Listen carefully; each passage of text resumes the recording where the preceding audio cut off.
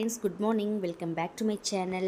இந்த வீடியோவில் பார்த்தீங்கன்னா ஒரு 2 டேஸ் சேர்த்து நான் வீடியோவாக போட்டிருக்கேன். நான் ஒரு 2-3 டேஸாக வீடியோ போடல. ஸோ மார்னிங் வந்து ஆஸ் யூஷுவல் போல் ஒரு 6:30க்கே நான் எழுந்திரிச்சாச்சு. ஸ்கூல் லீவ் தான், பட் எனக்கு வந்து தூக்கம் வரல. ஸ்பெஷலாக நம்ம எழுந்திரிக்கிற மாதிரியே டே டைமில் எழுந்திரிச்சிட்டேன். ஸோ எழுந்திரிச்சு ஃபஸ்ட்டு ஒரு டீ குடிச்சிட்டு அதுக்கப்புறம் பாப்பா தூங்கிட்டு இருந்தா. ஸோ அவளே விட்டாச்சு. ஸோ லீவு தானே, அவளுக்கு நூடுல்ஸ் பண்ணி கொடுத்துட்டு அதுக்கப்புறம் அன்றைக்கி மதியானம் லஞ்ச் பார்த்திங்கன்னா மட்டன் தான் செஞ்சுருந்தேன்.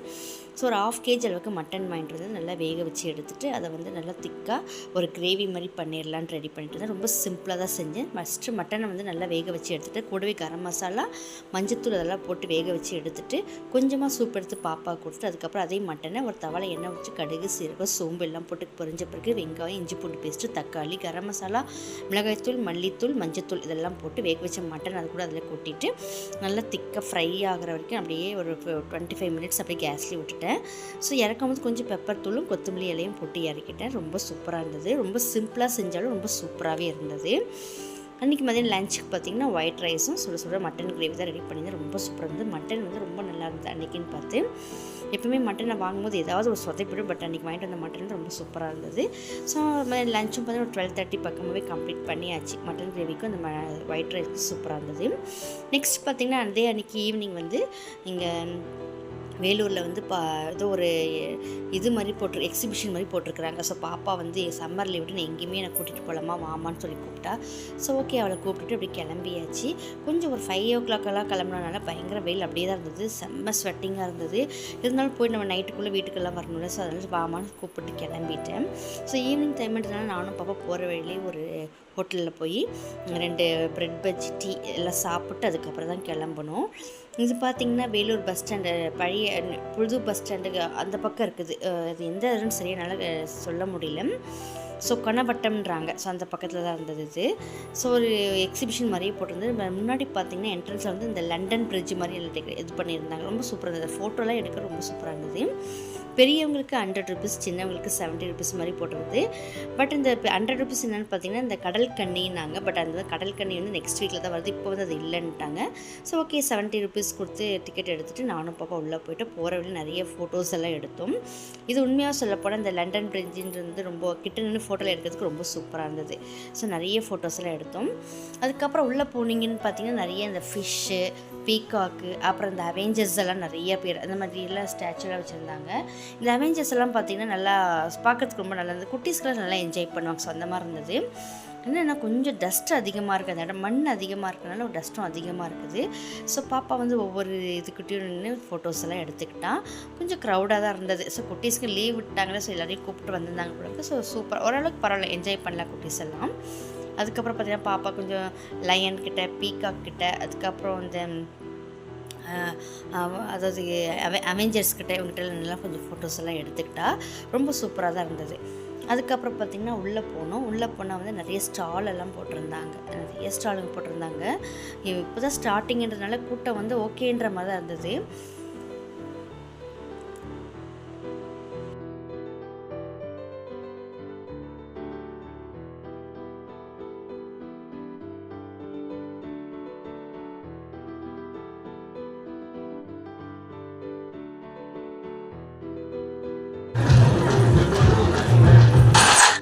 இது பார்த்திங்கன்னா ரைஸ் ஸ்டால் போட்டிருந்தாங்க. இதில் வந்து எதோ கூப்பன் எழுதி கொடுத்தா மந்த்லி ஒன்ஸ் வந்து எதோ குலுக்கல் முறையில் தேர்ந்தெடுத்து 5 kg ரைஸ் வந்து வீடு தேடி டோர் டெலிவரி பண்ணுவோம், நீங்கள் எழுதி போட்டு போங்கன்னாங்க. நாங்கள் அதையும் எழுதி போட்டு வந்திருக்கோம்.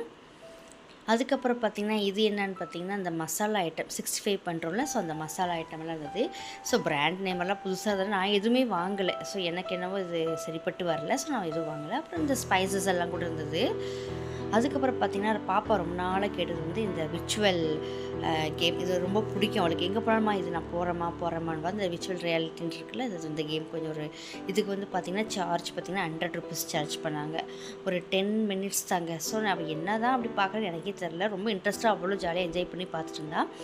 அதுக்கப்புறமா நான் கூப்பிட்டு கேட்டேன், என்னம்மா தான் பார்த்தேன் அப்படின்னா, உள்ளே வந்து இந்த ரோலர் இருக்குல்ல, ஸோ அதில் போகிற மாதிரி ஒரு இது இப்போ செட் பண்ணி விட்ருக்காங்கம்மா. ரொம்ப சூப்பராக இருந்துச்சுன்னு சொன்னால். ஸோ என்ஜாய் பண்ணேன். ஸோ குழந்தை எங்கேயும் வெளியே கூட்டு போய் சேர்த்தாவது என்ஜாய் பண்ண. அதுக்கப்புறம் பார்த்திங்கன்னா இந்த வாட்டர் குட்டி குட்டீஸ்கெல்லாம் இந்த போட்டிங் எல்லாம் இருந்தது. ஸோ இதெல்லாம் போயிட்டு இருந்தாங்க. பக்கத்துலேயே பார்த்திங்கன்னா ஐஸ்கிரீமு, ஸ்நாக்ஸ் எல்லாமே இருந்தது. அப்புறம் அந்த பக்கம் பார்த்திங்கன்னா ஜம்பிங் இதெல்லாம் இருந்தது. இந்த பக்கம் ராட்டினம் இருந்தது. பாப்பா வந்து ராட்டினத்தில் போகிறேன்னா நான் வந்து வேண்டான்னு சொல்லிட்டேன். ஸோ ராட்டினமெல்லாம் வேண்டாமான்னு சொல்லிட்டேன்.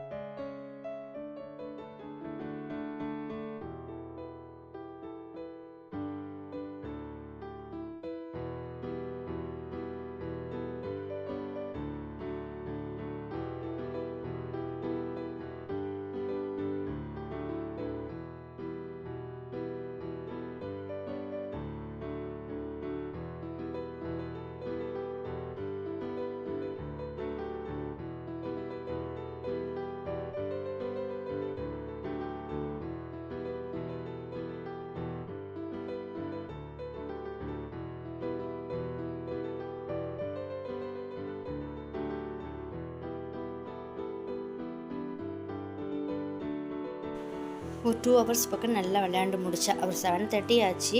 சில கேம்ஸில் மட்டும் தான் நான் அலோட் பண்ணல. அந்த ராட்டினத்துலலாம் போகிறேன்னு சொன்னால், பட் எனக்கு அது பிடிக்கல. ஸோ அதுக்கப்புறம் அவள் அந்த வாட்டர் கேம் ஒன்று விளையாண்டா. ஸோ அதில் விளையாண்டுருக்கும்போது சரி நான் கொஞ்சம் பசி எடுத்த மாதிரி இருந்து ஒரு கரும்பு ஜூஸ் குடிச்சிட்டு அப்படியே பார்த்துட்டு இருந்தேன். அதுக்கப்புறம் ஒரு 7:45 ஆயிடுச்சு, 7:45 ஆயிடுச்சு. ஸோ நைட்டு ரொம்ப இருட்டிருமேன்ட்டு அம்மா கிளம்பலான்னு சொல்லி கூப்பிட்டு வந்துட்டேன். ஓகே, பசங்க என்ஜாய் பண்ணலாம். எல்லாருமே வந்திருந்தாங்க. லீவுன்றதுனால குட்டிஸ்லாம் நிறைய பேர் வந்திருந்தாங்க. அதுக்கப்புறம் பார்த்திங்கன்னா நான் வீட்டிலேருந்து போகிறதுக்கு முன்னாடியே வந்து நைட் டின்னருக்கு வந்து எல்லாமே ரெடி பண்ணி வச்சு தான் வந்தேன். ஸோ நான் வெளியில் எதுவும் வாங்குகிற ஐடியா இல்லை. அதுக்கப்புறம் பார்த்திங்கன்னா இது பஞ்சு மிட்டாய் ரெடி பண்ணிட்டு இருந்தாங்க. ஸோ நான் அதையும் அப்படியே வீடியோவில் கவர் பண்ணேன். பார்க்கறதுக்கு ஒரு டிஃப்ரெண்ட்டாக சர்க்கரை அதில் போடுறாங்க. அது அப்படியே ஆட்டோமேட்டிக்காக அது வந்து அப்படியே இந்த பஞ்சு மிட்டாய் அப்படி ரெடி ஆகுது. ரொம்ப சூப்பராக இருந்துச்சு பார்க்குறதுக்கு. அதுக்கப்புறம் நான் வீட்டிலேருந்து கிளம்பும்போது இட்லிக்கு மாவெல்லாம் கரைச்சி வச்சுட்டு வந்து கிளம்பியிருந்தேன். ஸோ வந்து இட்லி மட்டும் ஊற்றிட்டு மட்டன் கிரேவி இருந்து அதை ரெடி பண்ணிக்கலான்ட்டு வந்து பார்த்தா மாவும் பொரிச்சிருந்தது. ஸோ ஒரு பாப்பாக்கு எனக்கு ஒரு இட்லியை ஊற்றிட்டு அதுக்கப்புறம் மட்டன் கிரேவி சூடு பண்ணி நைட் டின்னர் வேலையை கம்ப்ளீட் பண்ணியாச்சு.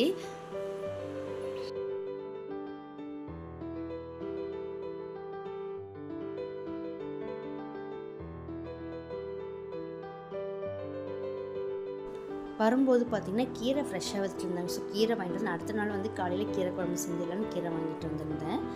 ஸோ நான் கீரை கிள்ளி வைக்கிறதுக்குள்ளே இட்லியும் ரெடி ஆகிடுச்சு. சுட சுட இட்லி சூப்பராக நல்லா சாஃப்டாக வந்தது.